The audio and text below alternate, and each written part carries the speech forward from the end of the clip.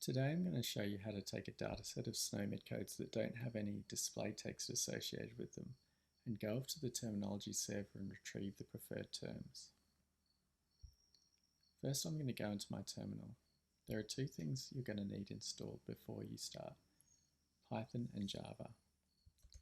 You can check if you have Python by typing Python version 3.7 or greater will be fine. You can check Java with Java version. You'll need 11. I'll post links in the video description pointing you to where to go if you don't have these things. I also like to use pipenv to organize my Python packages. It's super easy to install. Pip install pipenv. Once that's installed, we can go ahead and install Pathling using the command pipenv install Pathling. We'll also install Jupyter as well, as we're going to use a notebook for this demonstration. Pipenv install Jupyter. Once that's all installed, we can run our notebook with the command Jupyter notebook.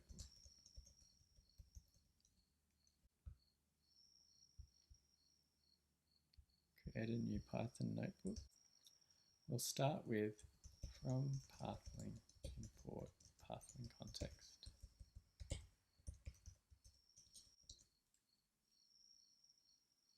Next we'll load in a CSV file with some SNOMED diagnosis codes in it. I'll just copy the path of the file,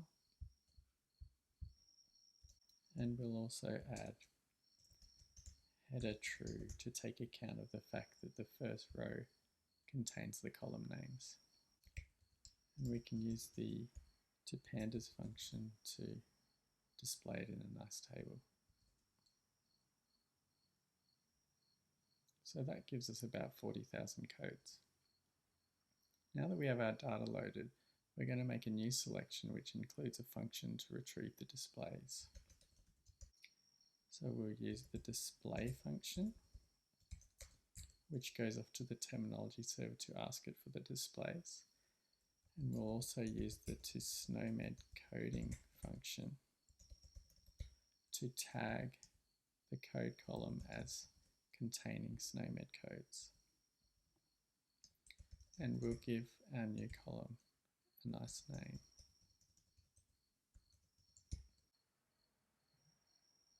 This is now making a request to our public demonstration on toServer instance. You can also configure it to point to another terminology server. So now we've got our preferred terms. Finally, let's write the result back out to a CSV file.